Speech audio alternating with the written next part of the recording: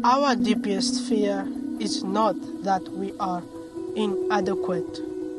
Our deepest fear is that we are powerful beyond measure. Simpiwe Dechaba contracted severe septicemia at 7, and to save his life, his right arm and both his legs were amputated above the knee. My name is Simpiwe Dechaba and ek is ouma se kind. Jy gaan hom nie stop nie en jy gaan definitief nie vir hom sê hy kan nie. Ek weet ek lyk dieselfde as hulle, soos pouse speel ons almal saam. Dan voel ek ook dieselfde want ek kan alles doen wat hulle doen.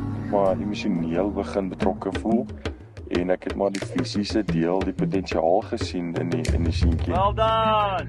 O amohetse ibile o di thabetse ene jwale ke le bohale ntate modimo jwalo ka lona o le mo supportive le mo entse ngwana lona bale jwale nna se ke udile so ha le matsong a lona. And that is what the South African Hall of Fame Legacy Project is all about. And we can say we've made a difference. Moenie opgee nie. Jy sal dit by die aanspan kom.